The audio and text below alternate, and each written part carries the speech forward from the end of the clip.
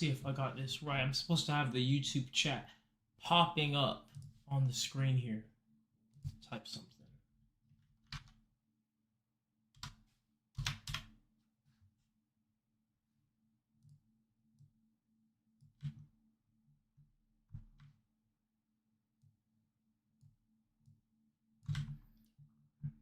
Oh, there it is. I think it's working. What's up, Arnav? Good to see you. You said keep up the good work. Thank you. Yeah, we do got the we do have the chat down there in the corner. It's kind of hard to see. Let me see if I can make it bigger. Good to see you. Good to see you. Start the stream a little bit early today. Usually we do 7 p.m. But we're testing a few things out. Let me see where it is. I think it is it right here. Yeah, there we go. Got the chat on the screen. Can't really read it though. Let me adjust it.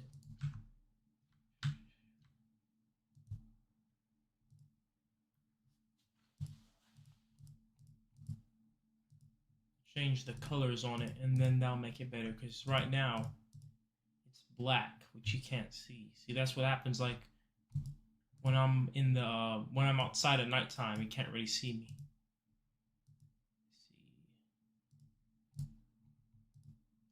You know, actually, I was talking with a guy, and he was telling me that I should look into getting into streaming. And I actually think that's a good idea because I think it'd be really cool to be able to, especially once the machine is built, the next machine, to be able to actually live stream, like turning plastic into fuel. And of course, you know, live streaming the construction and all that up to that point will be awesome. But especially once the actual machine is built, we can do live streams. I mean, I used to do it back then anyway. I used to do live streams all the time of the machine running, but I'm thinking more from a perspective of much longer live streams. So, like for example, I only did like one live stream where we had the machine running for like, I would say, I think the longest live stream I did on YouTube was like 6 hours. But I'm talking like we do Twitch live streams where the machine is running like the entire process. Because I was out there in Alabama doing the live streams, and what would usually happen would be, you know, I can only do so much myself, right, as an individual out there. So I could never show, for example, the me shredding the plastic. That's like a two-hand job to do.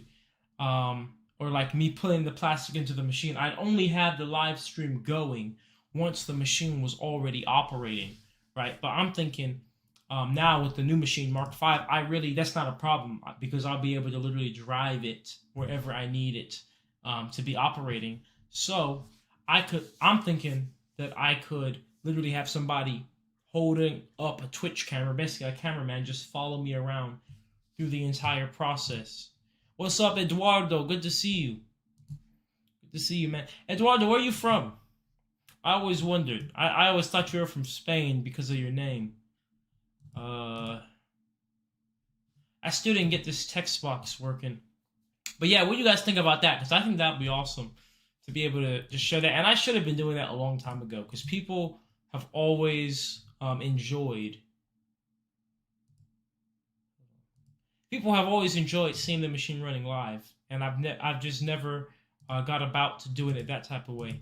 So am I safe? Yeah, I'm safe.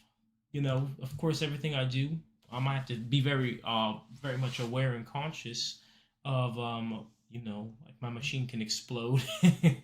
You say get the meta glasses, it'd be like a POV. Can you live stream with the meta glasses? Can you do that? Or are they only for videos? Because I've seen some people with them. They are neat. They do solve a lot of problems, I will say. It is kind of, I don't know how I feel about technology getting more and more like close on us like that to the degree where we are wearing it now. And I'm not trying to be that type of person that's like hating on innovation or anything. I'm just saying it's like, I mainly think from the perspective of like, let's be real. They're collecting a lot of data with all of our technology. And I'm just like, dang, the day is gonna come where it's like we're one with it. I mean, technically we already are, but we still have the choice of taking it off. But what happens when the technology, you are the technology? You know what I'm saying? That's a whole different thing. I can't make this chat box white that's on the screen here. You see, it's up on the screen, but the letters are black, so you can't quite see anything. It's too dark. You said hopefully Plastiline goes big in the future. Oh yeah, absolutely, Garrison. I don't think there's really not an option in my mind. I mean, while from one perspective, we don't necessarily need to turn plastic into fuel. We need to get rid of plastic through pyrolysis one way or another.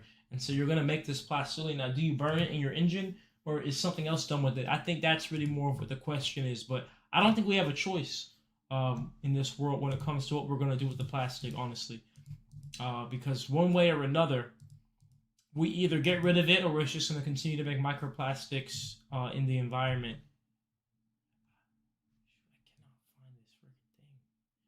What's up, Justin or Justine? Good to see you. You said you're mentally exhausted. You're from Texas, but your ethnicity is Mexican. Okay, okay. I figured such. Eduardo, I figured such. You're exhausted, man. Yeah, it has been a busy New Year for me. I don't know about you guys. It has been busy as all can be.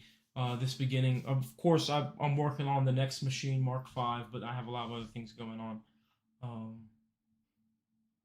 Jabaroma, and I'm also starting my nonprofit as well. Yeah, welcome in, Justine. Good to see you. You said peace and blessings. Peace and blessings to you as well. A GoPro strapped can work. Yeah, but obviously that's why the Meta glasses are so good because you don't have to have a thing strapped. And the GoPro or the Meta glasses are like a direct POV of what you actually are looking at, while GoPro is like above your head, you know. And I'm sure like if I'm live streaming for hours, I probably will get annoyed with a thing strapped to my head versus glasses, which I have to wear safety glasses either way. So it does make a lot of sense. I didn't see if you said you can live stream on the Meta glasses or not. I did not see if you said that. Because that's really the main thing. Like, if you can live stream on the Meta glasses, then for me, it kind of makes the most sense to go through with them. I might have to do this. Let me see. Oh, I think I found it. There we go. I finally found how to change the chat color. I had it black. The chat that's up on the actual screen. Okay, let's see if I can make this green. There we go. See how that looks.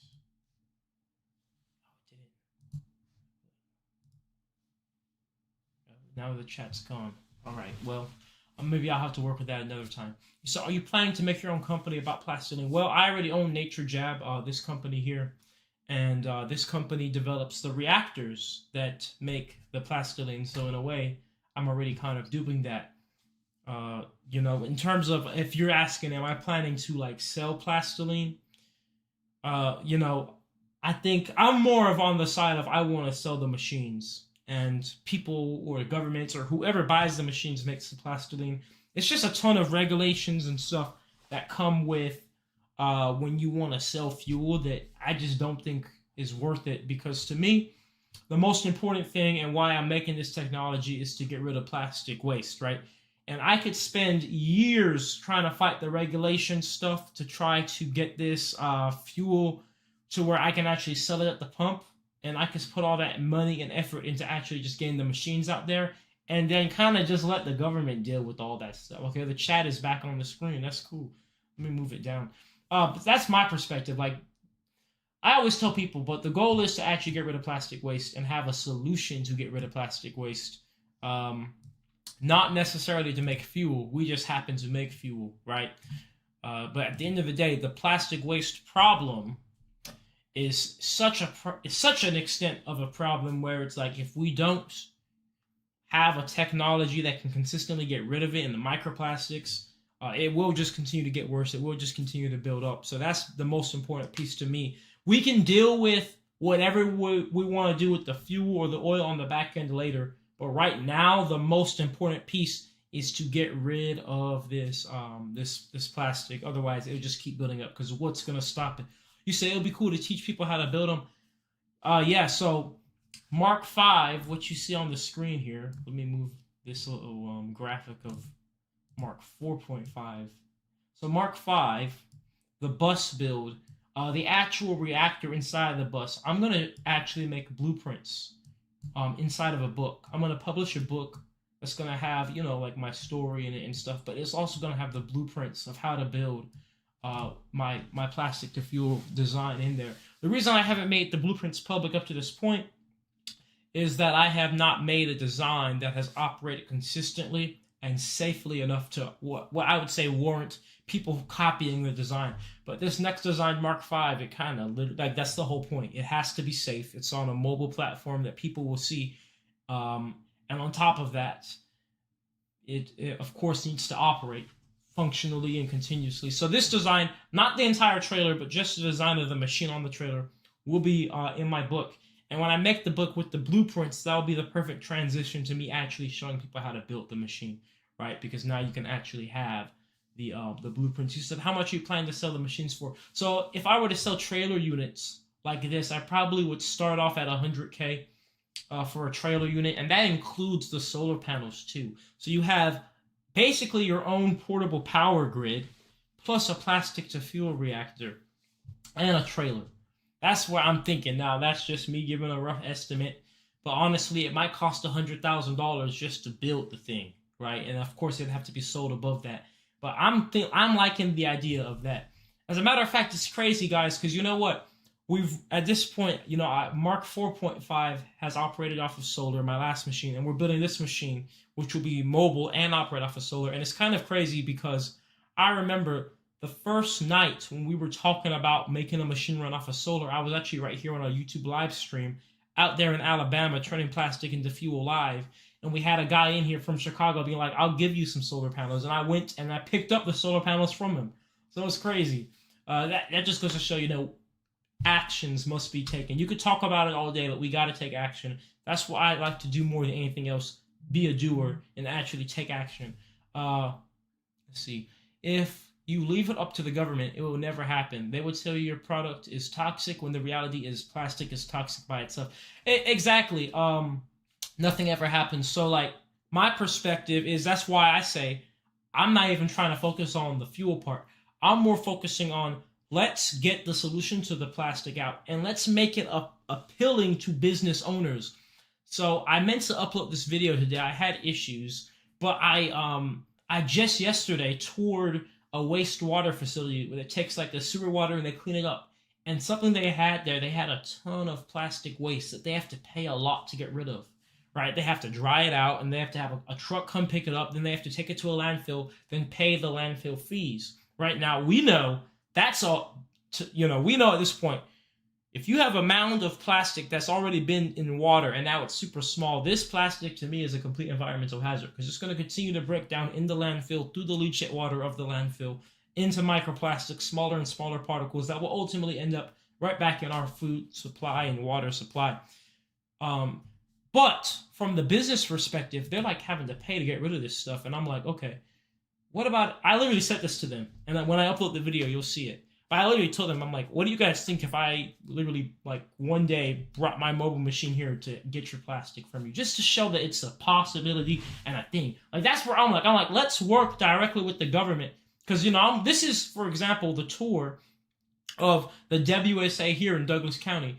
This is a government organization that manages all of the water in my county. And I already have spoken directly with the director over there.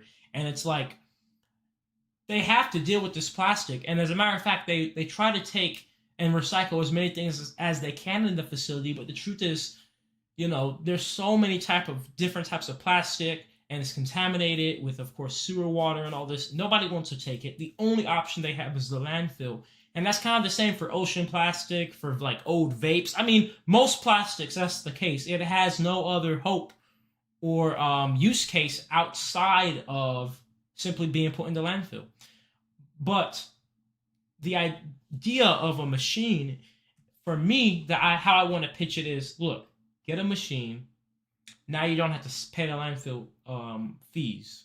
Now you don't have to pay the tipping fees. Now you don't have to even worry about it because you can process it right here on site. Now you don't even now you could say, we're a zero waste facility, right? And so like that's my perspective. The fuel now, and they said it themselves, they're like, well, we have things that run off of diesel and all this. The fuel is up to them what they want to do with it. I don't have to deal with the regulations. This now, let's be real. Most things in the government, like especially the military, they don't care about the regulations of fuel and how it burns. Like the military will burn anything, right? That's not even a part of the conversation. They're trying to deal with their waste, and that's what this thing is, because we're taking a volume of a huge amount of plastic and condensing it down into literally a few pounds or potentially even grams of carbon, solid carbon, and you get fuel out. And that fuel can be completely disposed of as well.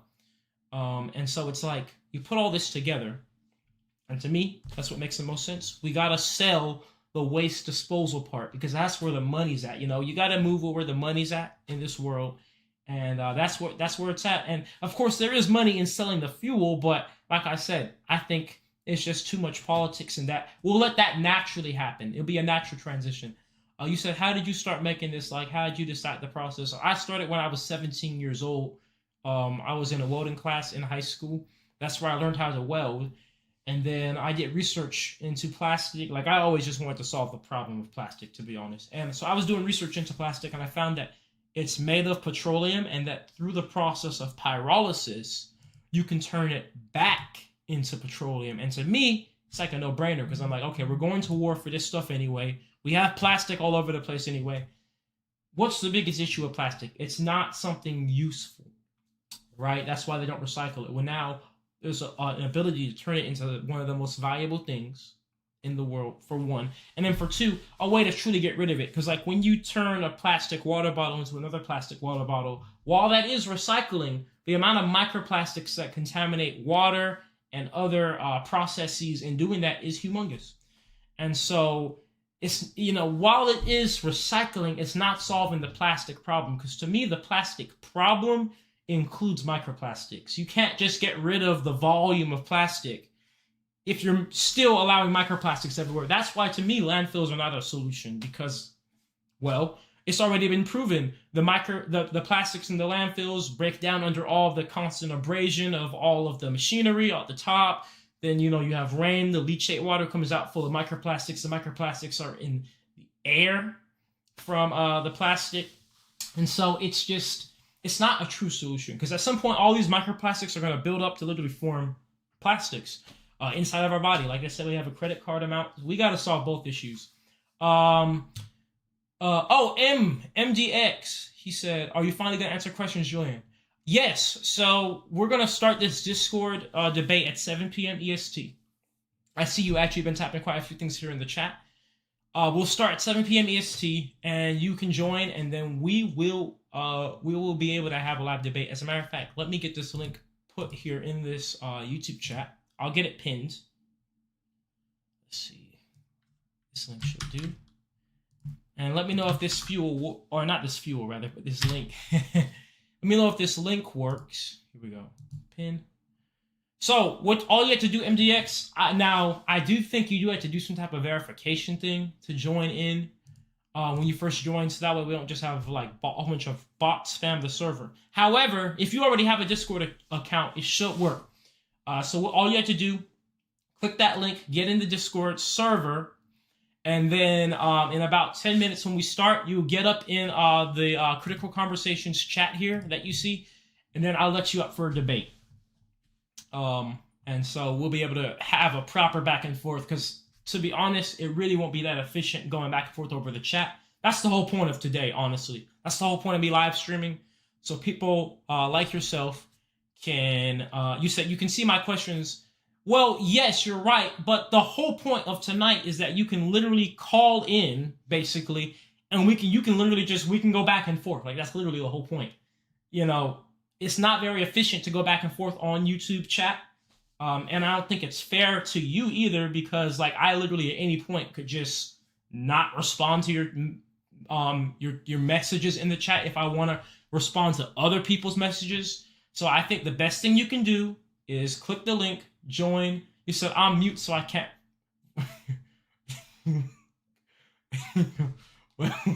Well, that's quite convenient, isn't it? 316. Well, look, MD, what you can do is, I guess if you're mute, Here's what you can do, because you clearly can type really well. Type your questions to somebody that can join. Maybe, surely you have a friend or a family member. What are the odds? And so you can type your questions to a friend or a family member and they can join in, but I just don't think it makes a lot of sense to go back and forth on YouTube. Or look, how about you type your questions, join the Discord. We're going to have somebody else that wants to debate me, right? And then you can type your questions to them to then ask me. But you said I'm laughing at disability. I'm just saying it's really ironic. That's all. I'm not laughing at the fact you're mute. I'm just saying it's painfully ironic, and people do lie all the time over the internet. And it would just be the perfect fit of literally the definition of like a keyboard warrior. That's the only reason I was laughing. You said 316 said, 316 said, is your father around and is he proud of you like your mom is? Yeah, I am. Yeah, my dad is very proud of me, so just like my mom. And so it's awesome to have my whole family's support. You said, oh, thank you, Justine. I'm just saying, guys, you can't kind of get more ironic than that. Than like somebody, you're saying I'm a scammer and all this, and then all of a sudden, you never said you're a mute any time before when I asked you to come up in here, but now that we have everything set up, now all of a sudden you say you're, I'm just saying, people lie. I'm not saying, if you genuinely are mute, hey, but I personally, I think it's cap. I think it's cap. You guys think it's cap? I think it's cap. You know what I'm saying? I don't think it's legit. No super chat. Oh, that's a good question, actually. I think, you can super chat. I can. Wait, hold on. Is there no super chat? Seriously? You said how you call in. So all you have to do. So you see, I have my Discord link pinned at the top of the chat in the YouTube, and you can click that link. You said I'm asking questions. What's the difference? Well, all right. So here's the thing, MD.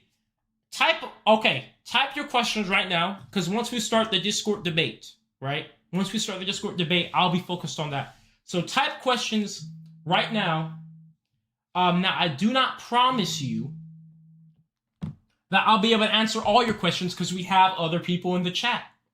All right? But right now, for the next 5 minutes, I will answer your question. Now, I'm not going to, like I said, I'm not giving the entire floor to you because we have other people in the chat talking. That's the difference between why you could join the Discord. It's a one-on-one. But let's just say you're mute, okay? We'll be inclusive. We'll be inclusive of everybody, including the mutees here. But I'm just saying, I think it's a cap. I'll be real. But you can type your question. I'll answer your question. Because you think I'm running from questions. I'm not running from any question. As a matter of fact, this is another thing right here. People can come in and when we're all doing this voice chat, I kind of am forced to answer your questions directly. You said, yeah, okay, so type your questions right now, AMD, before we have to start the actual debate. Yeah, exactly. We got AI, we got text to speech. You got plenty of ways to actually be in there. But with that being said, I'll give you the benefit of the doubt. Yeah, exactly. I'm just saying he conveniently turned mute tonight but I'll give you the benefit of the doubt. You can come in here right now. You can type your question right now. You said don't super chat. YouTube gets a percentage. Donate to PayPal, Zelle. Okay, yeah, you know what? That's a good point. I'll type it right here. Can plastiline be rocket fuel? Yes, it can. It can, absolutely. The thing about rocket fuel is rocket fuel has a lot of different options of what you can consider rocket fuel. NatureJab. Okay, so you can go here, naturejab.com/donate, instead of super chatting. I don't even know if you can super chat. Does it give you guys? I saw you said something about it, Justin. I see the super chat button, but it goes away when I'm typing. I think that's on purpose. Share the show. The show, if you mean the Discord, it's pinned on the YouTube chat. All right, MD, you got 5 minutes before we get started on the critical conversations here. So if you have your questions you want me to answer, since you're unable to talk, since you're mute, as of my knowledge today, then please type them now. Ask your question. You're still over here talking. Just ask the question. I'm literally telling you right now, I'll answer your questions right now on YouTube chat before we get started, but you have to type them right now. All right, because otherwise, I'll conveniently. You said, can you popcorn in that rig? Is that some term for something else, or is it like literally just meaning like making popcorn? Because if that's your question, I can make popcorn inside of my plastic to fuel reactor. Actually, you'll probably burn it instantly. In terms of if you mean like living in the rig, I will be living inside the machine. You said, what do you claim specifically is your invention? Okay, so what I claim as my invention is not pyrolysis. I did not invent pyrolysis. What I invented is the world's first solar continuous microwave pyrolysis reactor. All of those things put together before me up to this point has not been seen before. You can Google it online. You can try to find it anywhere else. That specific combination has not been done before, so by definition, it is an invention. So like I said, once again, I did not invent pyrolysis, but I did invent that specific combination to make that machine, just like how Apple did not invent the phone, but they invented a new way of doing the phone, right? You said, why haven't you done long-term testing on engines running your fuel? The reason why I have not done long-term testing is because I have not had a machine that has run consistently enough to make enough fuel to do long-term tests. Because long-term tests, we're talking about probably thousands of miles, or at least hundreds of hours of an engine burning or running. So, well, look, MDX, if you want to put a link in the YouTube chat to where you have found where you can buy a solar continuous microwave pyrolysis reactor, we will go over it right now on the live stream, because I promise you, you can't buy one. I will go over it on the live stream right now and prove to you that it's not that, because I know for a fact. I've tried it myself. You said you can buy. All right, like I said, please send me the link, and I will prove to you why it's not what you're saying it is. If you send the link in the chat, I will pull it up for us all to see. Because I've already done the looking myself online. I've already checked. So I'm telling you right now, you can send the link. Hey, you could prove me wrong right now. You said, why don't you back up your claims? I'm backing up my claim right now. I'm saying you can't find a solar continuous microwave reactor. You need to back up your claim and send me the link of the one that you said is online. That's what we need to do. I need you to back up your claims. You said you haven't been able to prove any of your claims. Well, I did have a test done by ASAP Labs to show that, for example, my Plasta diesel, and this is a YouTube video you can see right now, and they have the paperwork. As a matter of fact, I have the paperwork in my other room. But anyway, they did show that my diesel does indeed have a higher C10 index. It has a lower smoke content. So it burns cleaner than diesel from the pump. It has less smoke than diesel from the pump. That's literally proof right there. But that's the thing, MDX. I need the link. You need to back up your claims. I need the link of the continuous microwave pyrolysis reactor that you found for sale online. So that way I can show to you that it's not a microwave pyrolysis reactor, because I've already looked at all of them and I've seen over and over again that they say this is a microwave pyrolysis reactor, but you can't spot a single magnetron on the thing, and you can't make microwaves without a magnetron. All right. So look, MDX, look, I've given you the time, but this is why I was saying the best thing we could do is for you to actually come up in here, because you see, you're sending all these messages. I'm responding to you, but you're kind of going in circles because I'm asking you for the link, but you won't send the link. So I'm not avoiding your questions. I'm literally, at this point, you're avoiding my request of you, which is I need the link to back up what you were saying, that there is no, because your entire thing is I did not invent the world's first solar continuous microwave pyrolysis reactor. And okay, I'm like, okay, fair enough. Show me one that was made before, but you can't provide a link, but you're typing other things. Like I said, please provide a link, and that's why we have it on Discord. You said I'm using Discord, but I'm registering to call in. Yeah, let's get this started.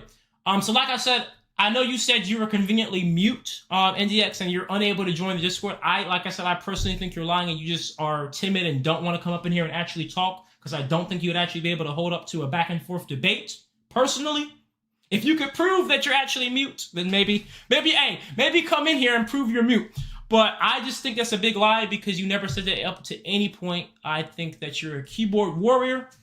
And like I said, if all I'm saying is wrong, I encourage you to find a friend that is just as bitter as you to come join the Critical Conversations because the entire point of me doing what I'm doing today, having this entire Discord set up, is for people like you to come in here and have a debate, not for us to go back and forth on the YouTube chat. We want to actually do it in a proper debate format where you can have a platform in front of everybody here on YouTube and Discord and all my other platforms, because we'll take clips from it. But it's not really a point if we're just going back and forth like this, and you can't even send me a link. Oh, we got some people. Wait a minute. What is this? Oh, here we go. All right, yeah, so we got the Discord started. Self-Awareness TV. You said you're registering to call in. So whenever you get in, we just joined the Critical Conversations thing. I think my Discord audio is out. Let me check.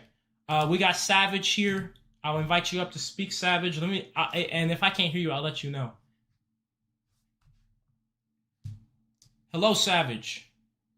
Hello, my brother from another mother. How are you doing, my friend? Hey, I am doing great. How are you doing this day? I'm doing awesome, so freaking awesome. So I just had to come on. I did post in the chat earlier, and I talked to you before about some other things, but uh, anybody who understands the science knows that your tech is absolutely freaking legit. It is one of the best things that we can possibly do to help eliminate e-waste or plastic waste. But as you also know, when you put in your plastic mixed with everything else, at the end of it, you get at the carbon, and we talked about the graphene stuff before, but you also get a lot of, like you said, you could process e-waste, correct? Yes, I can process e-waste in my machine. Perfect. So what you get left over after all that is all the metal that can't be, turned into the gas and the other fuel products. So you've also been so kind as to make everything, all your information open source so that anybody can follow your example. And there is somebody else that you have to get in touch with who would be a perfect marriage of their technology and your technology. This guy's name or his YouTube channel is at ROWOW, Rowow, at Rowow. And what he has made is a system that will, I guess you could say, electroplates out just about every critical metal and mineral that can be mined or refined out of e-waste.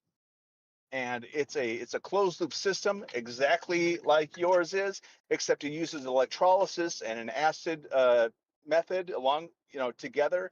And he really wants to work with you. He's got an XRF machine, so he can analyze the output from your gases and whatnot.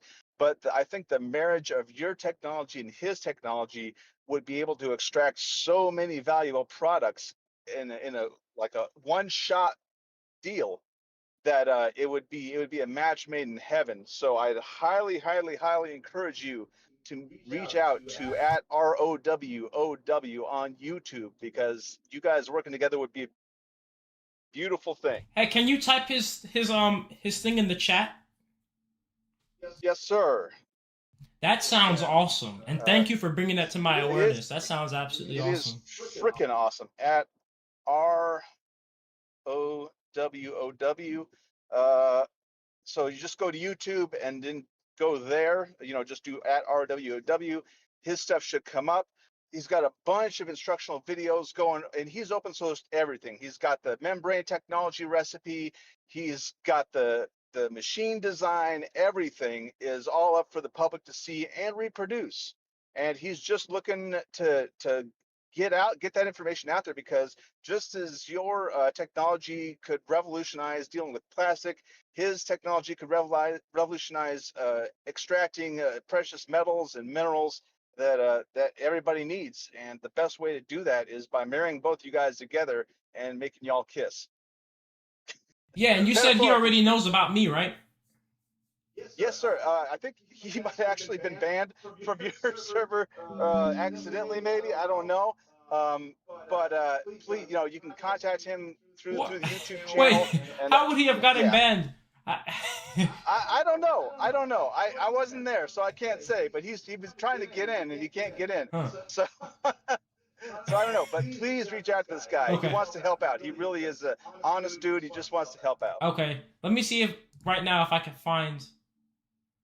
Oh, he does have an email address. Okay, so I'll send him an email.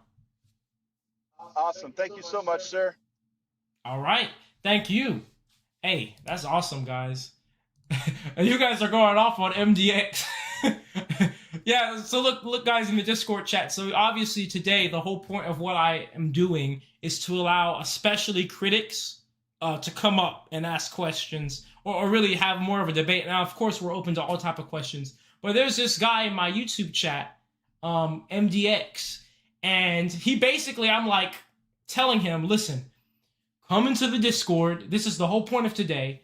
But all he does is type in the YouTube chat, like, oh my goodness, Julian is a scammer, all these. I'm like, dude, just come in here. This is the whole point of why I set up and dedicated this time and this slot in the Discord server specifically for this. And now my entire YouTube chat is just roasting the guy. Because it's just like, dude, we're literally like, this is what it. And then look, today, all of a sudden, he said, I'm mute. I can't get in there. We're just like, dude, stop the cap. You ain't mute. Like, all of a sudden today, you're mute. You didn't mention it any time before. But today, you're mute when I call you out and say, just join the Discord. Right? All right, ES Titus, you are up.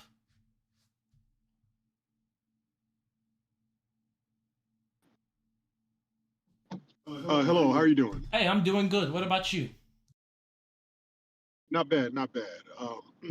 I just had two things that I wanted to. One is a question, and one is a statement. So the question is, I know a little bit about science, but not enough. So how is it that, as best you can to a non-science person, how is it that you take what is it that your machine does that takes the physical plastic and like literally pulls the oil and gas out of it? If you can explain that in a way that I might be able to make sense of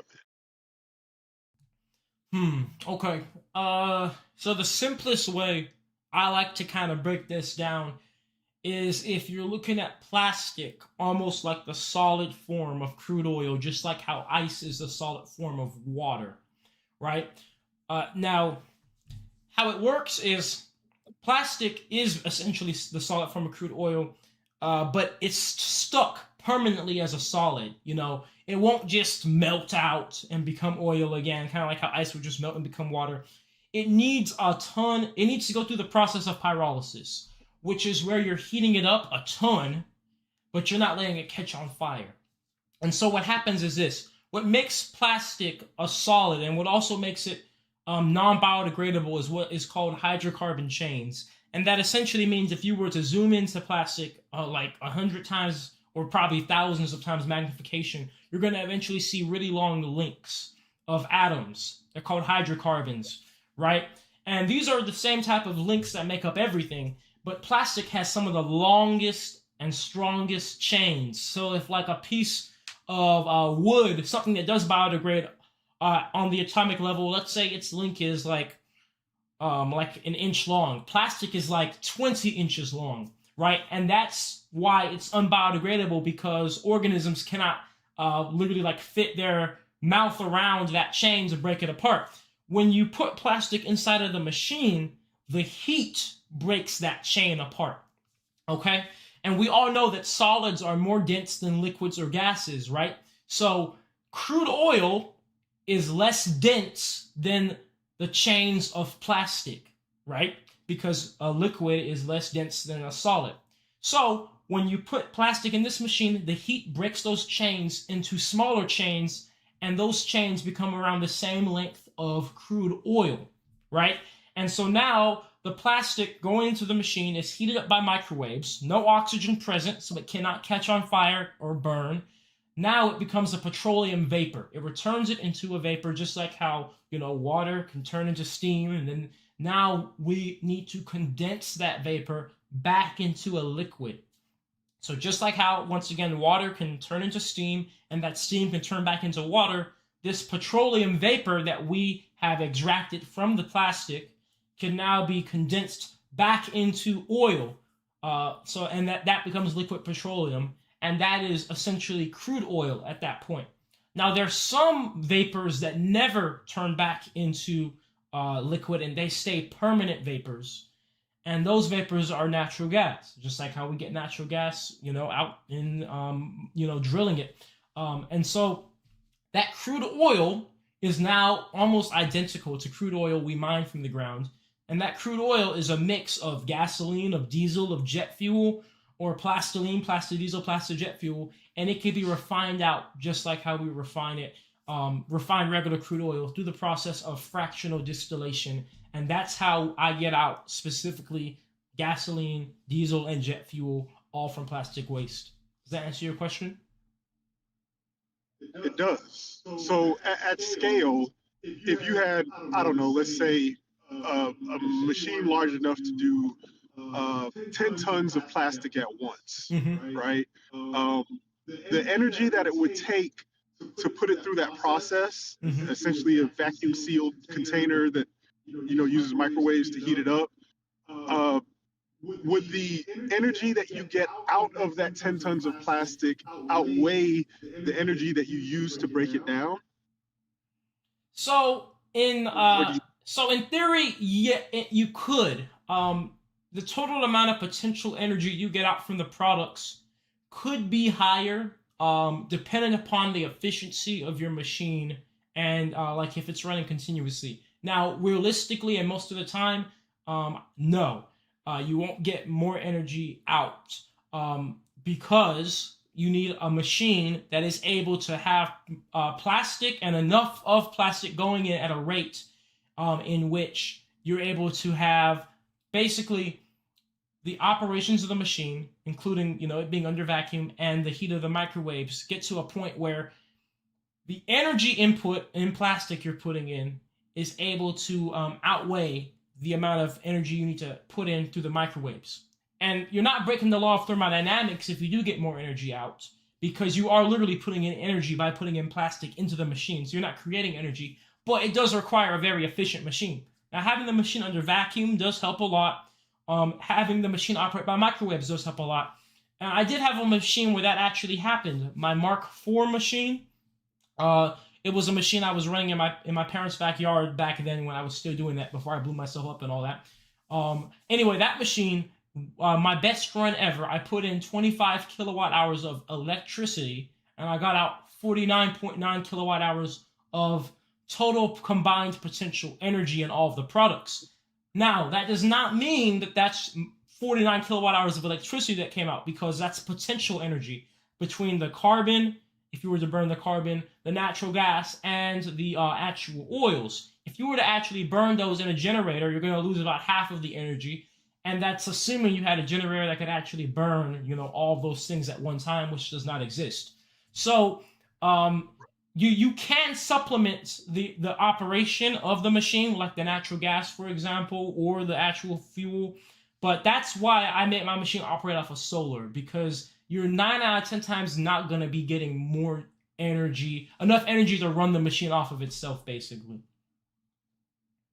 Okay, so what is your biggest hurdle to creating a machine that can do this at scale? Or top 3 hurdles, I should say. I would just say my biggest hurdle is just at this point simply just the funding to get to that point.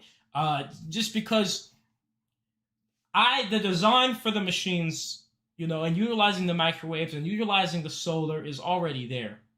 That's what I've been working on for the past many years.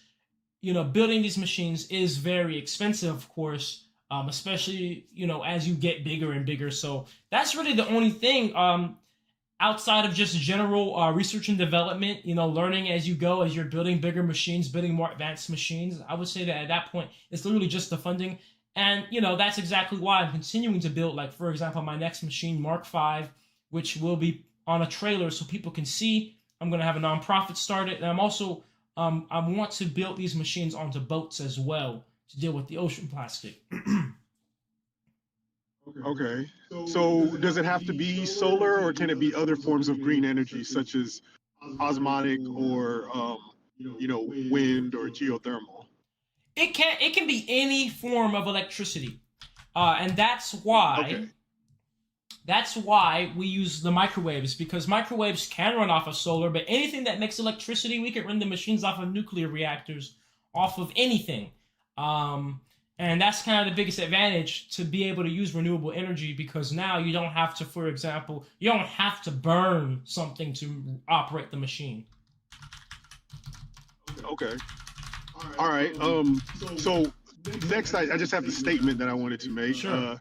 I'm aware that you probably, got a lawyer and whatnot, but I've been following you for a little while, and I'm a lawyer out here in Houston, Texas, and I just launched a capital management company, which is it's a diverse asset. So, I look at tech, I look at retail, I look at real estate, and so I'm not trying to steal you from your lawyer or anything like that. So, but if you do not have a lawyer, I'd be very much interested in talking to you on both the lawyer side and the capital management side.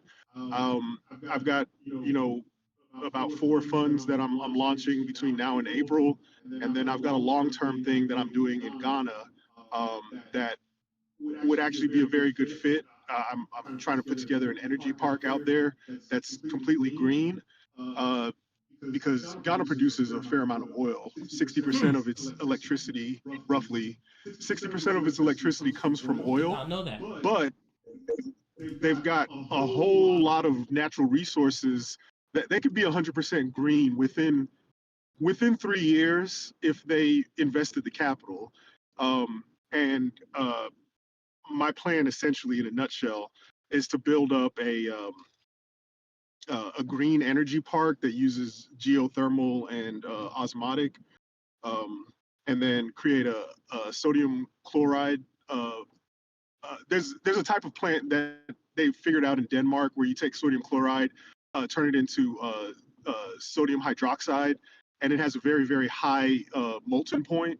So excess energy can essentially be stored in molten sodium hydroxide, and then when you need it, you can add water. It creates a ton of steam, and that steam turns the turbine and produces electricity. So the goal is to spin up a bunch of energy projects out there that are green, but have a way to store it as well if there's too much being produced at any given time. Make Ghana less dependent on oil and gas, so then it can refine its own oil and gas and sell it, thereby, jobs, GDP growth, et cetera, et cetera. But the where yours comes in is that energy part can fuel your machines, which there is a trash problem, I guess you could say, out there in Ghana. And that could be a place that now starts collecting plastic from all over sub-Saharan Africa, use the solar energy or whatnot to turn it back into oil and gas, and now you can add that to the oil and gas that Ghana is creating. So yeah, and that's again, something that's that I've more- always seen too as a huge benefit, because to store solar or any type of other renewable electricity is extremely expensive, probably more expensive than literally buying these machines, because when you make something like oil, gasoline, or whatever, natural gas, these are the best batteries we have. Chemical energy, hydrocarbons are amazing energy dense batteries that far exceed even the best battery technology we possibly have. So I think that's awesome. And we do need to move on to the next person to ask a question. But yeah, send me a message here on Discord, and we definitely can chat for sure. will do. And thanks for taking the time to talk with me. Absolutely. Take care. All right. Whoever's next, you can raise your hand. Thank you so much, ES Titus. Sometimes I almost feel funny saying people's Discord names because, obviously it's a username, and sometimes it's so different than what somebody's actual name is. Because ES Titus, his name might be Jonathan, for example. It's just a completely different name. You said, can you generate NaOH with sodium seawater with a sodium seawater flow battery? That's sodium hydroxide, right? Yeah, that is sodium hydroxide. I don't know, John and Caddy Anderson. That's not my expertise. I do microwave pyrolysis of plastic waste, so I would not know if you can produce sodium hydroxide with a sodium seawater flow battery. I don't know why that's so hard to say. A sodium seawater flow battery. I never even heard of those before. Well, you guys are still roasting MDX. Hey, this is the perfect day to have the chat pop up on the screen. It was the perfect day. Welcome guys in the Discord server. Were you able to make it in, by the way? There was that guy I was talking to earlier, True Domains. Let me know if you're able to make it in. ES Titus, let me see. I sent you a friend request on Discord, ES Titus. That way you can send me a message. But you guys in the Discord server, welcome in, Samantha. You guys, if you have a question you'd like answered, or if you would like to have, if you have a critical question especially, you just raise your hands and I'll let you guys up. But in the meantime, I'll just be going over the YouTube chat here because we're live streaming on YouTube as well. And thank you all on YouTube for being here, tuning in to Critical Conversations. Lon the Goat. Oh, somebody added me here in the chat. Let me see. What's up, Amulet? How do you reply? Oh, I guess I'll respond to this after Lon the Goat. Hold on. Hello. Hey, Lon. Hey, how you doing? I'm good. How are you? I'm doing good. So, this question is for your products. So, like the Jabberoma. Oh, yes. I bought the Solarama. Yeah, you have. So that's the sunscreen. And The Jabberoma. yeah, I have the sunscreen. So is it tested for sensitive skin? Have you tried it for people with like eczema, psoriasis?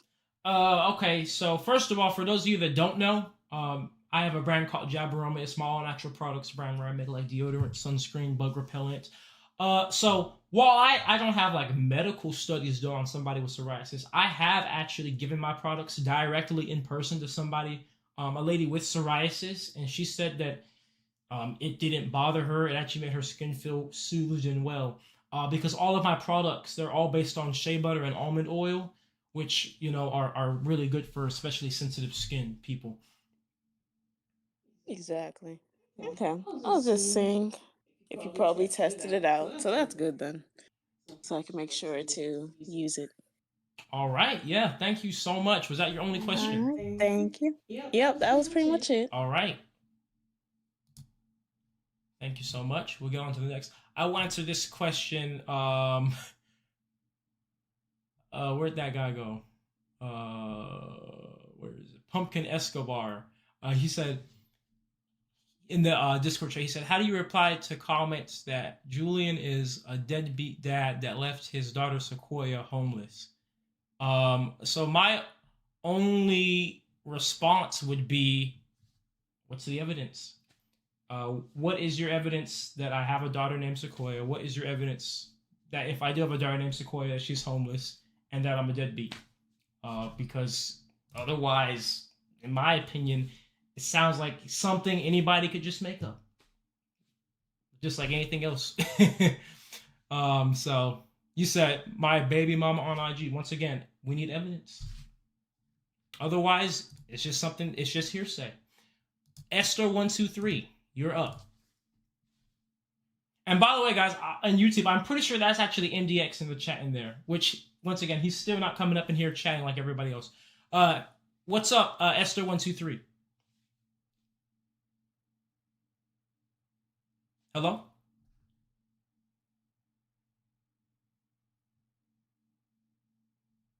Esther123, are you here? All right, I suppose not. Esther123, when you have your mic situation sorted, I'll let you up. In the meantime, I will let Samantha up. Hello. Hey, Samantha. Yes, I can hear you. Thank you very much for making your way up. How are you doing today? Beauty, I'm doing good, thanks. How are you doing? I'm doing great. What is your question? Awesome. So I am wondering if you are planning on open sourcing your plans or looking to expand into other countries. So, to answer your question, that's a great question. I will be open sourcing my plans. So my next machine will be Mark V. That's going to be built onto this trailer, and when I am done with it, I'm going to actually, well, for one, I'm going to show and document the entire construction process online, and then for two, I'm going to write in a book with my blueprints, and that book will be published once the machine is done. So this will be completely open source for the entire world, as I believe things like this should be. And to answer your next 100%. question, what was that? I just said 100%. Oh, yes. And to answer your next question about expansion into the world, I think it kind of is a double-edged sword in that way, in a good way, actually. Because for one, with me making it open source, people around the world, like I've already gotten emails of people now in like Brazil and stuff that are replicating my work, and it's beautiful. But they don't have a clear guide or anything. So once there's a clear guide out there, there'll be even more replication around the world. But then also, most importantly, with me building this new modular design that works on trailers like I am, it's going to be awesome because it's going to allow for us to get this implemented very quickly around the world, because it's much easier for a country to afford a small machine on a trailer than a humongous machine that requires a ton of land, a ton of infrastructure, a ton of employees, versus they could have these smaller machines out there on trailers or even potentially boats. So I think it'll be really easily replicatable, and we'll be able to get this around the world really quickly, which is what we need because of how fast the plastic problem is growing year after year. Yeah. I'm living in Belize currently, and I've been blowing up your social media. Like, let's go. I'll bring it down here. And we've got so much plastic waste. It'd be perfect. And fuel is very expensive. So I will be watching out for your book. You know what? I've actually, I have quite a large supporting in Belize, because over and over again, I always am, like, I think even last week we had somebody in here in Belize that was asking questions. So it's awesome to see that there's Okay, such cool. a So we support. need to create a little community and get them together. So when your plans are ready, we can act on it. I, It's good I to know. actually quite like that idea, because especially islands. Islands are so important to implement this. Mhm. Did you know that it was about a year ago now, I was actually on the Belize news. No, I didn't know that. Yeah, That's I was very on. I was cool. interviewed by the news over there. So, for some reason, Belize just keeps popping up. And Lon the goat was just speaking to me about my Jabberoma, my deodorant, and I actually just did a wholesale order of my mosquito repellent with a guy that lives out there in Belize, because he ordered like Oh, 30 sick. units. That's really good to know. Yeah, Very good to know. he ordered like 30 Cool. units because he resells it in Belize to people. He said the people in Yeah, Belize love it. smart. Hey, that's good to know. If it works good down here, I mean, we should talk about that. Just as another thought too, I don't know if you've ever come across the website Precious Plastics. It's something that Yeah. I came across years ago, but they have their map where you can basically say like, hey, I have money, but I don't have skills, or I have skills, but I don't have money, and you can connect people who want to recreate what you're doing in their location, based on what they can offer. So it might be an idea. Just putting it out there as well as thinking about it for myself. Yeah, that is awesome. I am very familiar with Precious Plastics. I've actually bought one of their shredders before, and I also I spoke to a guy that represents Precious Plastics of the Philippines before. I think he literally is in this Discord server, as a matter of fact. Okay, cool. Yeah. Well, I'm gonna keep hitting you up on social media, and I'm looking forward to seeing your book. All right, and I'll look out for your messages on social media. So is Samantha on social media as well? It's or on Instagram. It's _ecosam. Okay. All right. So I'll Thank you send so another much. message today. Yeah, thank you. All right. Love what you're doing. Take care. Yeah, great questions there. Oh, well, look, I guess I should have known it was him, because isn't the guy's name in here literally Pumpkin MDX, or is he gone? Is he banned as well? Oh, well. Hey, you guys are funny. Look, MDX, you were literally in my Discord server. You had the opportunity to come in here. You could have literally come up into the Discord chat and provided all your evidence of me being a scammer and all my evidence of me having a homeless daughter as well. But instead, you just got yourself banned. Pumpkin Escobar, yeah. All right, Esther 123. I'll let Esther up, and I'll let you up, Alexander. Hello, Esther. Are you able to speak?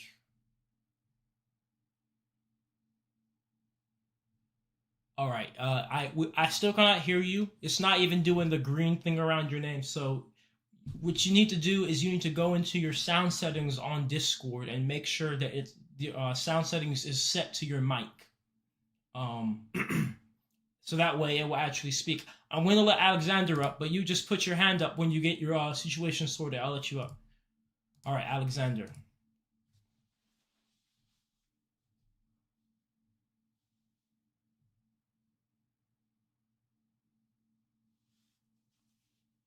Hey, what's up, Hey, hello. TZ? Shout out TZ in the chat on YouTube. He's the guy doing the documentary. He's the guy behind all the camera work and editing. He's been doing a great job, guys. Hey, what's up, Alexander? Hey, Julian. Julian, can you hear me? Yes, sir. Yes, sir. Did you know my middle name is Alexander? Oh, that's beautiful, man. That's beautiful. It means the great, man. Yeah, exactly. That's what my mom. That's what she said that she named me for that. For that very reason. It kind of, I guess, is working out.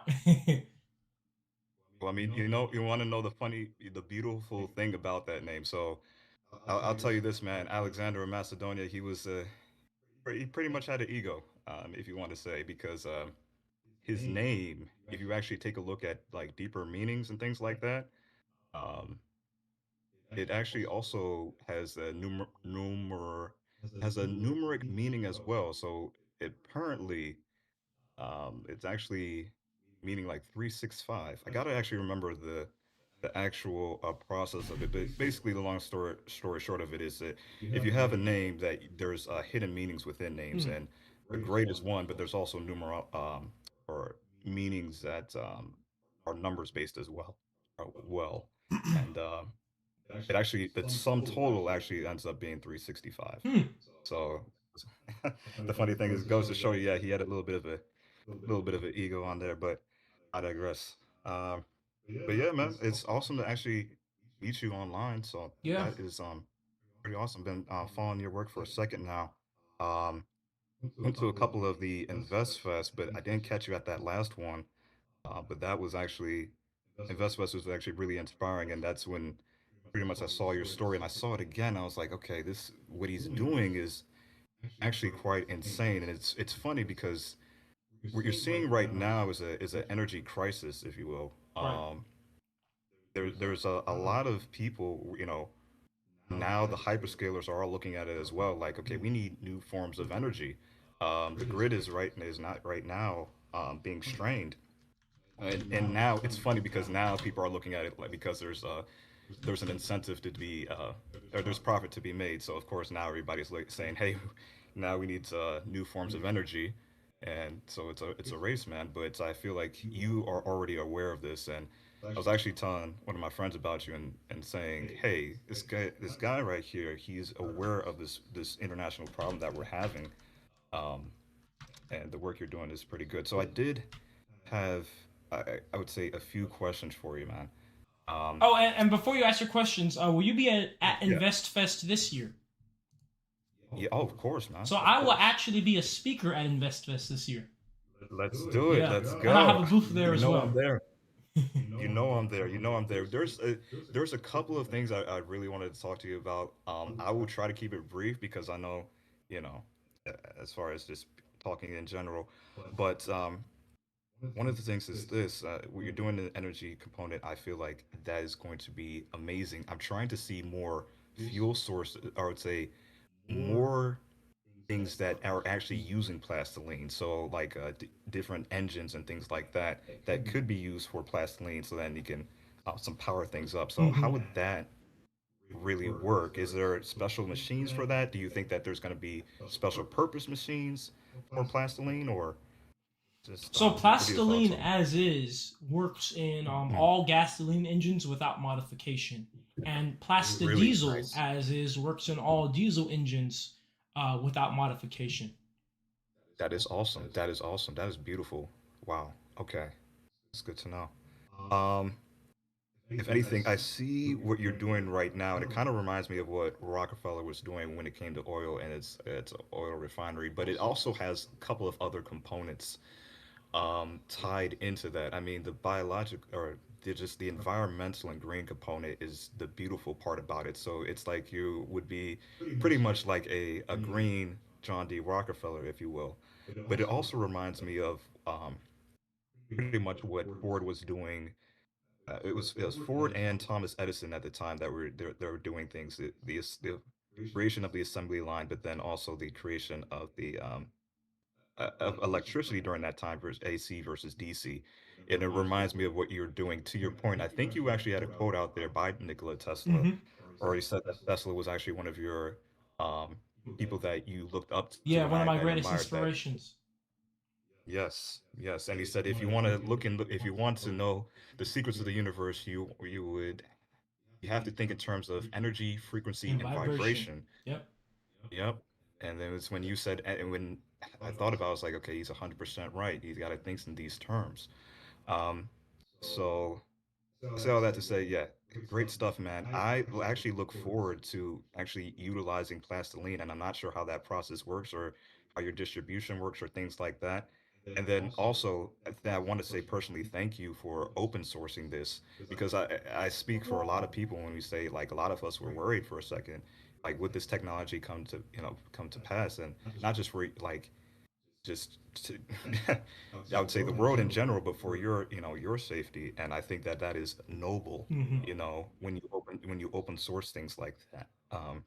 It was similar to what some people are, kind of afraid of digital assets, but it kind of reminds me of what, Satoshi did when him, she, they, or it, basically said, "Hey, we're going to leave this alone and let the world kind of like do this and have it open source and people can come and build on it." And that's what you're doing. You're building a platform on top. Um, I will leave you with two things. One, yes, I'll definitely be seeing you at InvestFest, but two, I'm primarily in the digital asset space. I have to say that. And there are a lot of people that are interested in different forms of energy and things like that. But the I think that this is actually going to be I see types of opportunities, and I'm going to be on the lookout for opportunities to be able to collab with you on this, especially in the Bitcoin space in particular, because it really follows the point of different forms of energy, but finding the cheapest forms of energy, and plastiline Hmm. is definitely one of them. Last thing, man, I was actually that dude like maybe 2 days ago, that was hitting you up on the DMs about armpits.com. Oh, So okay, Alexander. Yep. Because you also wanted yep, to yep, sponsor Mark V. You wanted to get your logo on the bus, right?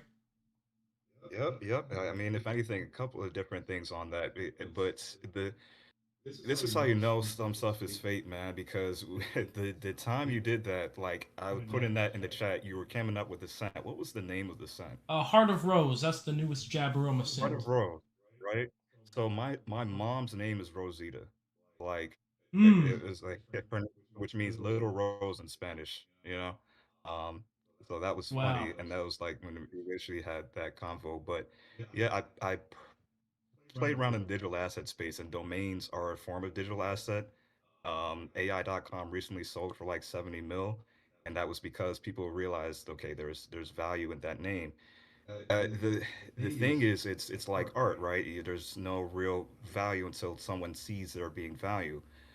I did the same thing, man. I'm like, let's turn lemons into lemonade, similar how you're turning, plastic into fuel. But I said, hey, there's ability to build something on top. Right. And so, if anything, I was able to do affiliate links and or, earn income from the name. But I'm thinking what you're doing as far as you have a dual mission. It seems like you want to make the world a better place by providing energy and fuel, but then also be able to provide things that are essential for you know life itself. As far as Yep. you said it best, like your skin is the largest organ, and honestly, we need to take better care of it. So Yep. I definitely want to be able to do a collab with you on that, especially with Jamboroma. Like I said, For I have sure.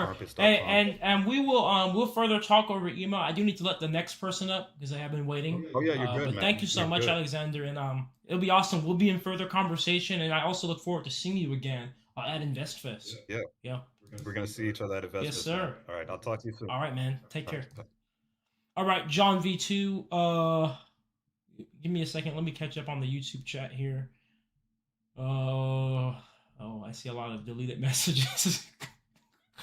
You guys are still going off on MDX. I had to stop looking at the chat because you guys in the YouTube chat had me laughing too much. Well, I was trying my best not to laugh, but it was a try not to laugh challenge. All right, have a good night, Samantha Jane. Oh, I guess I'm responding to that a little bit late. You guys are funny. All right, John V2, I'll let you up because I didn't see any questions in the YouTube chat. I just saw back and forth roast. But if you guys had questions in the YouTube chat, just type them. John V2, what's up? Hey, Jad, can you hear me? Yes, I can. Okay, I'm using a new headset here. Yeah, so it's really cool to talk to you. I've been watching you after a friend of mine, an old colleague, fellow engineer, sent me a link to one of your videos, and then I went through and watched your process there. And I'm really impressed. I think it's really cool that I didn't even know you could do pyrolysis with or cracking with microwaves. Mm-hmm. I believe that's what it's called, right? Cracking. Yes, thermal cracking. Because I've heard like that cracking. You know, a lot of like refineries and stuff do that with lots of pressure, like homogenization type methods. Is that correct? Yeah, it's hydrogenation. Usually they use hydrogen to help. They use the hydrogen atoms to help crack the hydrocarbon bonds. You can also do that with a lot of pressure or under vacuum or with a lot of heat. There's many different ways to crack things, but they call them cat crackers. They usually have like crude oil or sometimes even like gasoline go through like this catalyst of zeolite, I believe it is, to help basically make it into smaller molecules that are more desirable for the end product. But what I'm doing is pyrolysis, which is very similar. However, it's different because instead of starting with crude oil or gasoline already, I'm starting from an even further point, which is solid plastic. Yeah, that's okay. That's so cool. This reminds me of so we had a vendor in. I'm an R&D senior process engineer, and they were trying to sell us technology that can take any old substrate. It has to be more or less kind of uniform in its chemical structure, and they put it through they have like a proprietary catalyst. I'm guessing it's something like with platinum or palladium, kind of like a catalytic converter type process is what I assume. And, you know, they raise the heat really high so you could get above the, what do you call that? Like the work function, or I don't know what you call it in chemistry, in order to, you know, rip all the hydrocarbons apart, and the catalyst helps, and they create syngas, and that syngas comes out as a high temperature so you can recover the heat and then combust the syngas. Is this kind of a similar thing that you're doing here? Yeah, it is. It's the same process. I'm just doing it with plastic and with microwaves. But when you you know, when you they might have been doing gasification. That's possible as well. The gasification is different because you are mixing some of your product with a limited amount of air and oxygen, so you do have combustion going on. While pyrolysis is completely aerobic, meaning there's no oxygen at all. As a matter of fact, my process is under vacuum. So that's the difference. Right, yeah. That's it's super interesting. Can you use a feedstock of more than just plastic? Mm-hmm. Like, I'm using that conversation I had with them to kind of inform, because like, what if you could take, you know, your mobile unit over to like Amazon distribution center or something, and just like handle all of their old cardboard and stuff? You can use more than plastic. As a matter of fact, plastic and tires and rubber give you the highest fuel yields, but they're also the hardest things to break down and take the most energy to break down. So cardboard does work as well. It's just that, like, if you're talking about volume, the amount of volume you put of cardboard in the machine to amount of fuel products you get out ratio, cardboard and other products like that aren't as good. Like, you mostly get like natural gas out of things like cardboard. Like, you're not going to get like gasoline out of cardboard, for example. Like the potential energy density Yeah, is way higher in all the chemical bonds in plastic. right. Then so that's the preferred one. And like, yeah, because I'm also thinking like warehouses, all those pallets have stretch wrap on them and they just get cut and then Yep. thrown in the dumpster. I used to work at a warehouse and you can't recycle that stuff. So it's just like, why? There's got to be a better way to do it. So the other thought that I'm having is, plastic recycling is kind of a sham, as we've all kind of learned in the last within the last Mhm. 5 years for sure. Um, the public is becoming a lot more aware. We send our recycled plastic in our receptacles here, gets collected and then sent, possibly on container ships to China, and a lot of the things fall into the ocean. I don't know, Yeah. but it's not economical to do plastic recycling. Yep. And so I was wondering, like some cities have put in like incinerators because you can get a little bit more energy out than what you put in when you operate a machine like that. So I was just wondering, like, am I right on that? Do I have my facts straight on that? Can you get a little bit more energy out from incinerators? And then, it's just that the investment is so high for that type of technology for a city to use. And then there's also you got to scrub all the gas. Like, I don't know. I'm trying to think, like, can we as a society, as a nation, use these types of technologies, pyrolysis and incineration with scrubbing, Yeah. synergistically, depending on the type of fuel or whatever. What are your thoughts on incinerators and stuff too? So incinerators, the thing about them is that, yes, for one, you definitely can get more energy out from incinerators than you put in because you're using oxygen to do combustion, which is then making the fire and heat. The thing is, you mentioned the scrubbers, and that's one of the issues with incinerators. They kind of can only be built on a big scale, and if they're not regulated properly, you can pollute entire communities so easily with them because they need to have the smokestack at a certain height. There's a lot of stories of corruption that go on in the incinerator business where like companies just try to work around loopholes and stuff to not follow the regulations, and it just causes big issues. And like I said, they have to be done at such a big scale. That's the one thing for incinerators. Now, there's some countries I believe in, like I believe Sweden, they burn like almost all their trash and they do it the proper way and they do it well. But for a lot of countries, especially developing nations, it's not going to be a viable solution because of those issues. And that's where, especially the pyrolysis I'm doing comes in, because microwave pyrolysis, I've been doing it at a scale in which, like I'm building these machines, my next machine on a trailer, for example, and that's a scale where I can process a genuine impact of plastic waste. Like I could genuinely process like probably a neighborhood's worth of plastic waste with that machine, but it also isn't at this absolutely humongous scale to where if something goes wrong, it's going really wrong. Like I'm not following regulations, or you're just and then also pyrolysis is a closed system. My vacuum microwave pyrolysis has no emissions, no leaks, no smell, no smoke. And so that's kind of the advantage. You really can't do a small scale incinerator, a decentralized incinerator, right? And so that's the big difference. Well, basically, that totally makes sense. Because the oxygen is there, the combustion's happening as part of the process. But in pyrolysis, in your process that you're using, you're doing it under vacuum anaerobically. You're producing the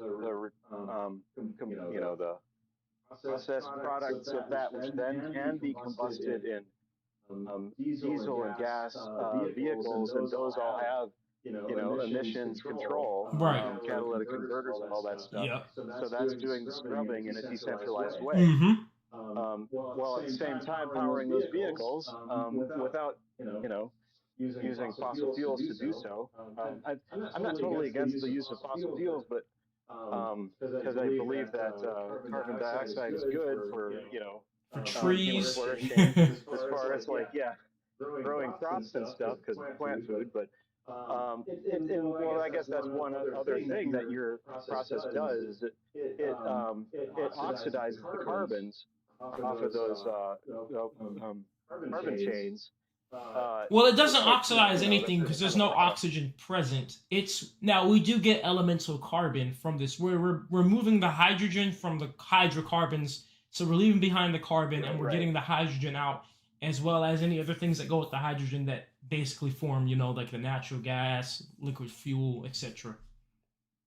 Yeah, I guess what I mean is like the fuel that you're producing ends up getting combusted in vehicles, and that produces carbon dioxide, Mm-hmm. which and water, and whatever nitrogen, NOx or whatever. Mm-hmm. But yeah. Anyway, I just wanted to ask you a couple of questions about the technologies and your opinions on that, and then I want to encourage you. You are very encouraging. You're very optimistic. It's we need someone like you to rally everybody, to give a focus of attention for this this issue, plastic, and even other types of waste. I believe that we can look into that. Maybe your system can handle like some of the really thick crude oils too. I don't know, but I just I thank you for what you're doing. Thank you for your energy, and thank you for going out there and just working it and busting your butt. Hustling, right? With your Jabaroma products as well. I've myself made some soap. It's kind of fun. Yeah. And yeah, just keep on at it. You're impressive, and I'm watching you. And yeah, you're getting me kind of excited about this technology, and I'm really interested to see how everything goes. I wish you the best, and I'll be following you close. Hey, thank you so much. And what's your name again? John. Yeah, I'm the guy who mentioned the sodium or seawater flow battery thing as well in YouTube. Oh yeah, I had a question for you about that because that kind of confused me. Like, what is that? A sodium seawater flow battery? Well, it's a so if you Google it, you'll see it's a closed system, and I was thinking more of an open system. It's you just take seawater, and that's your uh, the thing that goes in between the anode and the cathode of the battery, the electrolyte. Um, and if you have an open system and you put some magnets on it, when you're charging it, it's actually a pump. It's an ionic pump at the same time that you're charging. So you can kind of combine it with pumped hydro, and you can store more energy that way in the form of both chemical and gravitational potential energy. Um, so then if you run it back through the battery, you're force flowing the seawater through it through the through the magnetic field, and that will cause a electric potential across the anode and cathode as well. That helps to essentially charge the battery while it's being discharged. Okay. Um, that's the idea, at least. All right. So because someone mentioned making sodium hydroxide, and I was wondering if you could make that with, like, if that's one of the things that happens, That's in that actually kind a of good battery. question, and I would have to look into that because obviously we have the hydrogen. We do have potential sources of sodium. I do know that we can make hydrochloric acid, for example, from if PVC is put in the machine. We can make hydrochloric acid from that. Hey, but thank you so much, John. I'm gonna let Esther up because Esther has had their hand raised for quite a second here. Yep. Thank you so much. All right. That was That's a all you, great, Esther. great Yep. conversation. Yeah. All right, Esther. Hey, Wolf Club, good to see you. You were in the last live stream and you were in the YouTube chat as well. Esther, you got your mic working.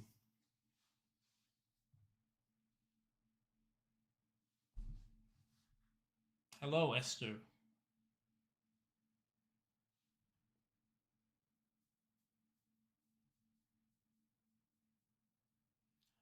Yeah, unfortunately, we still cannot hear you, Esther. Yeah, you.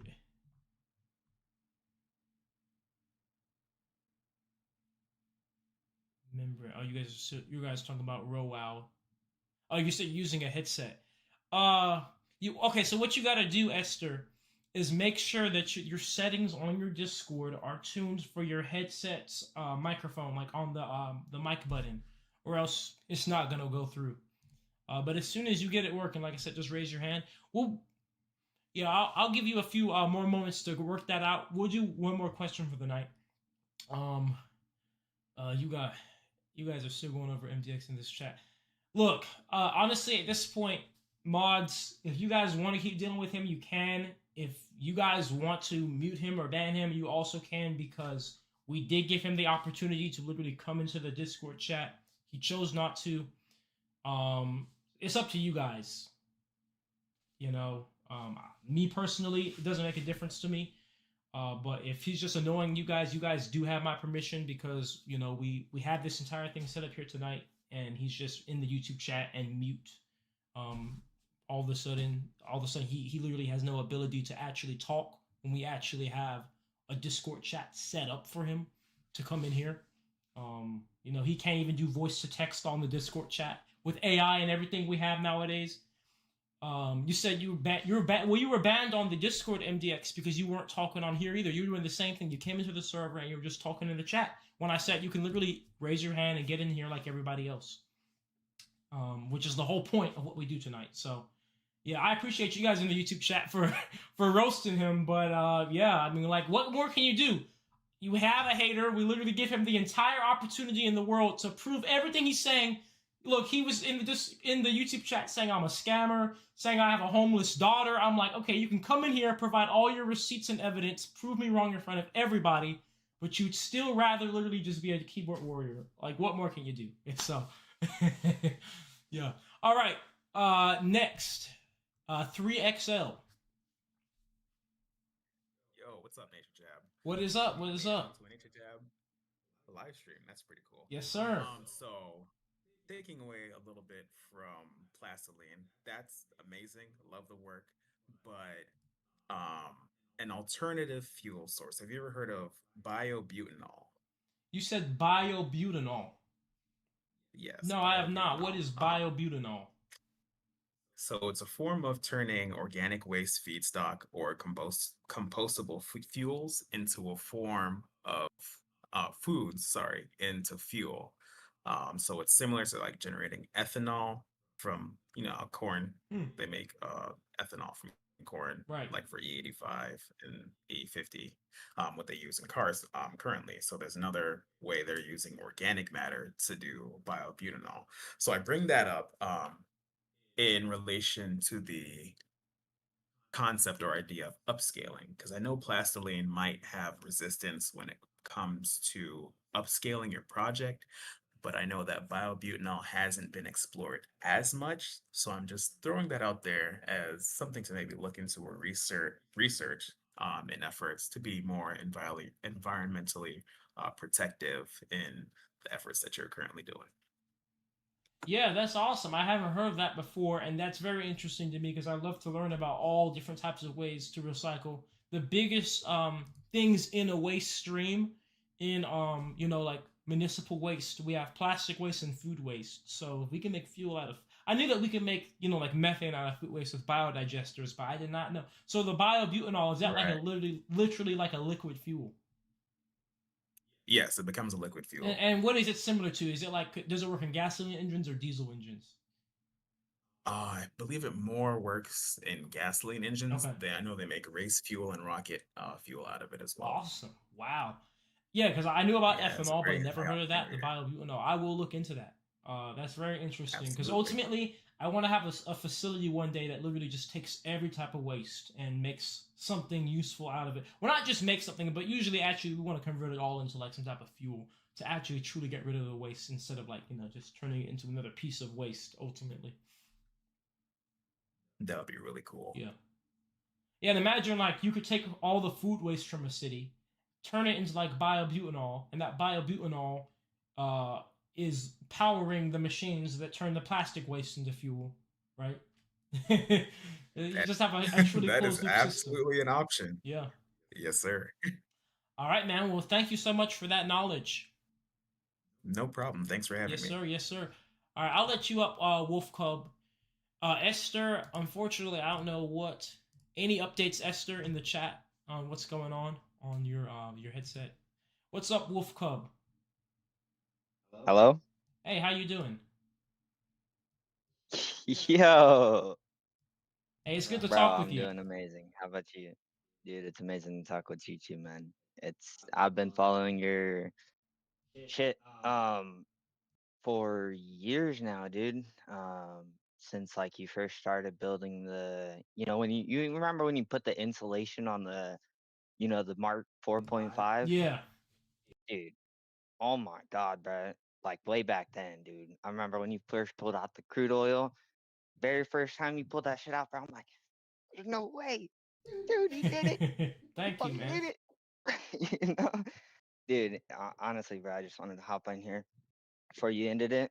Make sure I got to tell you that what an amazing job you're doing, bro. All your fans are here for you, man. We're all here to support you. Anything you need, bro. I'm sure you've realized that by now, bro. You're here, bro. You're changing the world. I can't say it enough, man. I never will. Hey, I really appreciate it, man. Thank you so much for the support and the words. And I've been seeing you. I've been seeing you in the Discord, seeing you in the YouTube lives, the comments. So I appreciate your continued Bro, support with everything. It really means a lot to me, it's and an honor, man. it's literally people like you that make what I do possible. Bro, it's people like you that inspire people like me to make change and to support people like you. Because I mean, I just work at a fucking McDonald's, bro. But I'll give you $40 any day of the week.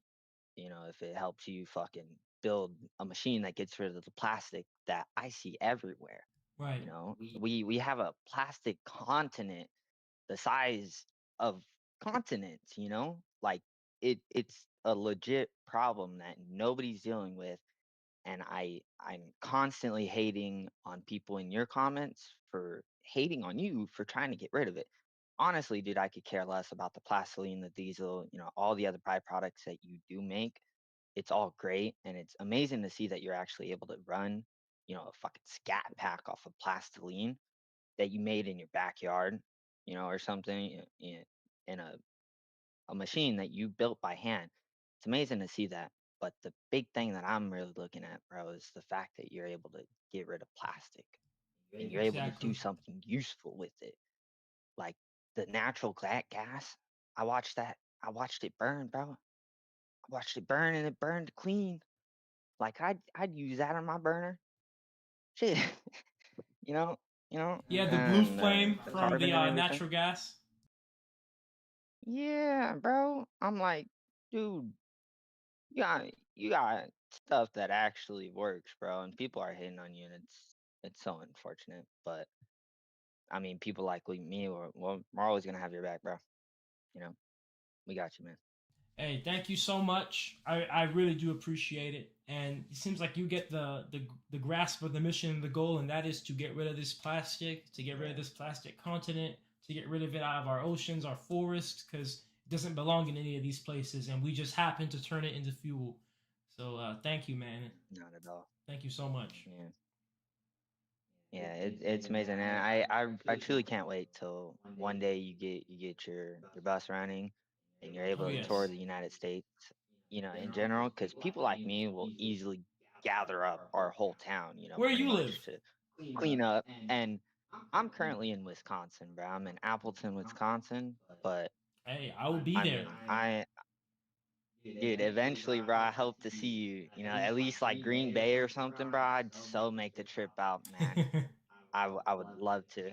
I'm not joking, bro. It'd be an honor to see you, man. Thank you. It's just an honor to talk to you in person. Hey man. Not in person, but over the call. And we will talk in person. I'll be in Wisconsin one day. I'm taking this thing Someday, across the man. entire US. I can't wait, bro. Because I'm telling you, bro, people like me are gonna gather up our friends or family and the whole town just to watch you turn plastic Yeah. into fuel. It'll be awesome. Like just to watch you get rid of the plastic in our And it's just community, gone. dude, it's amazing, Yeah. bro. Oh, and before I head out, I gotta tell everybody in the live. I'm telling you right now, y'all, his deodorant at the very least it works, bro. It smells good throughout the whole day. I smell like shit without it. I mean, pardon my language, this whole call, but I'm not kidding, bro. Hey, I'm appreciate. finna Hey, get a which new scent do smell. you have? So I got the forest fog, and then I got the obsidian, and I just ran out of them, bro. I remember like you when you first came out with them, bro. Like a month later, I bought it. You know, it was like a month and a half later. I bought the two. It's lasted me ever since, bro. Like I kid you Wow. So not. it's lasted you The since two, since yeah, March of last year. Wow. pretty much, bro. I mean, I've had them for like 4 or 5 months, to say the least. You know, like these things, and it's just two little tiny jars, bro. I don't even use. I don't use a whole lot. I don't use it like lotion. It's just my armpits. You know, just a little bit on my fingers. You know, and I spread it around, and then I go to work. You know, and Hey. then I smell good for the rest of the Hey, day. that's awesome, man. You guys heard Like it hey, from Wolf Club. Get your Jabberoma, jabberoma.com. And like TZ was saying in the chat, we have a I'm new finna, scent now, Heart of Rose. It's my second favorite scent. Everybody's bro. been saying that. They love it. What's your favorite, bro? What's your favorite? Cause Obsidian. I'm finna get Yeah, your my favorite, favorite's and Obsidian, then man. see, dude, that's my yeah. I got that one too, bro. Dude. Yeah. Yep. Uh, Justine said I'm finna fire it. they want the toasted espresso. Yeah, that hey, I have it right here. This is my empty toasted espresso because this used to be my second favorite scent, and then until I made Heart of Rose. Yeah. Yeah. I mean, me personally, I'm not a too big of a like a. I work with coffee all the time because I do them in cafe area. So I'm not a big fan of the espresso, but Mhm. I'm super excited because I got a couple family members that I'm finna buy some product for. So Yeah. I'm super excited, to see what the different scents are, especially that new one. Yeah. Woo, I want to enjoy that, bro. Hey, thank you so much for Hey man, that. I appreciate that. That really yeah, helps a lot and means of a lot course, too. man. That you appreciate and And support my that other business as well. that conditioner too. So I was wondering, okay, pardon me, but I do have one question, two questions. Okay. The conditioner, are you ever gonna come out with shampoo? Yeah, I'm working on shampoo. Yeah. Okay. Um, honestly I'm working on everything for the body from shampoo and soap to That's literally what I'm all hoping for. natural Yeah. makeup. Like I'm working on everything. Yeah. Because me personally, I got something that's pretty rare. It's called it. Everybody's heard of eczema, Yeah. but if you ever look up plaque eczema, it'll probably just lead you to something like plaque psoriasis, because it's not really common, but it's an extreme version of eczema, and like I get massive rashes like on my side. I've had the same rash on my ankle for the past like 2 years, Hmm. and it's just You it know, gets so bad that I scratch the skin off mine, yeah, and and look, we have people in the for chat saying that too. And honestly, so I don't have plaque psoriasis, but here's the thing: I almost got it. You know why? Because one time when I was getting my hair done, my loctician used this petroleum based hair stuff, and it broke out my scalp. It made me scratch my scalp, and then I almost got the infection that became psoriasis. And so when people, it's so common nowadays. I think it's because of the products that are used that break out your skin, oh yeah, and that's why I want to get into this market and make the good stuff. bro, and I'm so happy you have, because you know I mean, body wash, I use a natural, like an all natural brand, so I'm not too worried about it. But my mom just kind of stopped going because short on money and all that. So I've been looking for something else, bro, and I'm so excited that you came out with that conditioner. I'm gonna be using that, bro. Oh man, Yep, yeah. Hey, and shout so out to Jeff in the YouTube chat. Yeah, Jeff is always shouting out the conditioner, how much he loves it. He said that it works great on him and then his daughter. Hey, Jeff, you should try it in your beard. You say you're from Michigan, Jeff? Yeah, hey, I'll see you in Michigan, man, when I'm up there. But you should try it in your beard, Jeff, and see definitely how it gonna does get there, that. and let me know. Yeah. Yeah. Hey, So was that your last question? I no, so I have one question, sorry, and it might not be a short one for you. But how are you ever gonna, like, on a large scale, are you ever gonna like sell the gas plastiline or like diesel fuel or any of that? like at a gas pump or something? So, So are you like, so yeah, are you I don't planning plan on on trying to take selling over? the plastiline or plastidieser. I plan on selling the machines. Just because I don't have to deal with all the regulatory issues you have to go through and all the hoops you have to jump through to be a fuel seller. I can just sell the machine, and whoever has the Bro, machine can deal with that aspect if they want to sell the fuel. I do dude, have to answer these questions from Esther, because Esther's yeah, been man. waiting. Um, But hey, man, have yeah, at it, bro. yeah. It's an honor. Thank you so much, Wolf Club, and we'll talk next time for sure. Yes, sir. I'll be here next All Wednesday. right. You bet. Yeah, huge shout out, Wolf Club. Real guy right there, real guy. All right, Esther, type these questions in the YouTube chat.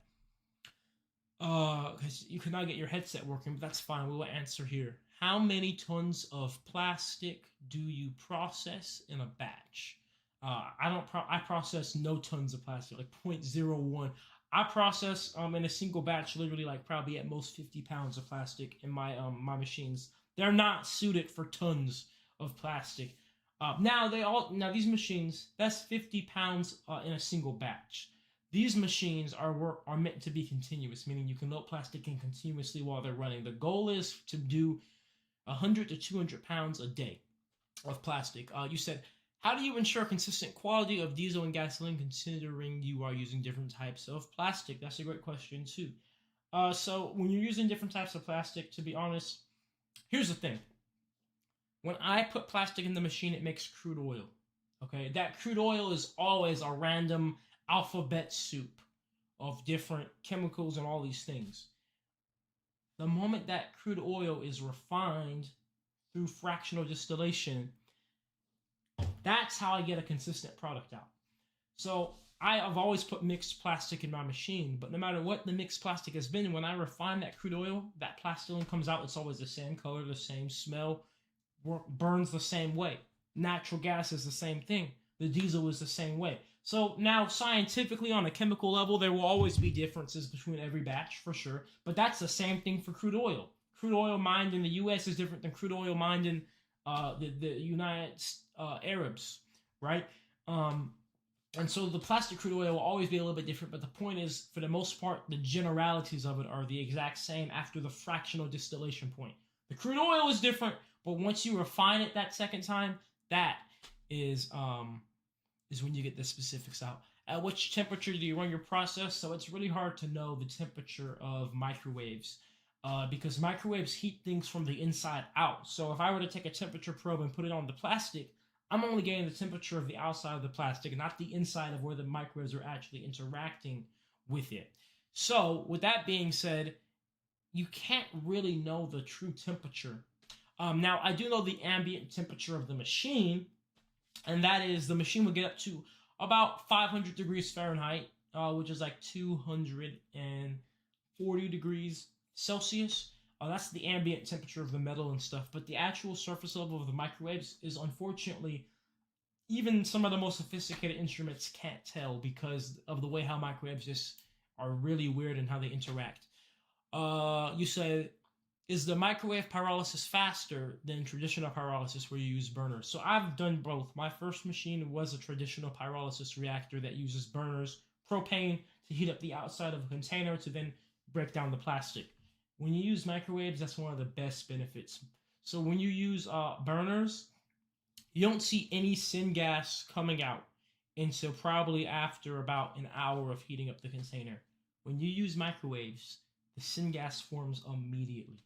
Microwaves are so much faster because you're heating up directly what you want heated and not heating up the container to then transfer the heat of the container into the plastic for then the plastic to then break down and spread to other pieces of plastic. The microwaves directly go to the plastic, heat up exactly what you want, and focus on that. So you get a lot more energy going into the plastics. You know, it's a lot more efficient in terms of the energy you're putting in because a lot more of it's going towards the plastic. And time-wise, it's so much quicker. Those were really good questions there, Esther123. I wish your mic was working because that would have been awesome to have you ask, but definitely come up with some really good, more critical questions like that, really critical thinking questions like that for next Wednesday, and I'll be sure to answer if your mic is working then. Thank you so much. I see you have your hand up, John. that was the last question for the night. Thank you so much, everybody, for tuning in. Thank you all on the Discord. Thank you all on the YouTube. Hey, even thank you to MDX, because you know what? If there was one thing we could all agree on, guys, is that MDX, even though he might have been whatever controversial, he certainly got the engagement up on the live stream. For sure, because he probably typed more in the chats than all of you guys combined. Hey, like they say, your biggest haters are really your biggest fans. But thank you all so much. And hopefully, if anybody else in the YouTube or the Discord, if any of you do have really critical things, like you want to debate, and next Wednesday, 7 p.m. EST, right here, we'll be right back at Critical Conversations. And thank you all that made it up to ask your questions. And yeah, guys, next time, 7 p.m. EST. And thank you, Amulet. Thank you to all the moderators. Thank you, K-Cell. What's our other moderator on? Thank you, TZ, for showing up. Jeff, thank you for showing up. Eduardo, Antimatter, good to see you. Everybody, shout out. Take care, guys. I'll see you guys next time. And Wolf Club, of course. Justine, good to see you. Yep, all you guys. You just ordered the deodorant. John V2. Actually, let me see. I think I can literally pull up and see. Yes, you did. Jonathan did order it. Actually, let me see which scent you ordered there, Jonathan. Oh, Jonathan ordered the newest scent, Heart of Rose. So I hope you enjoy it. It's great. It's one of my favorite scents. Thank you all, guys.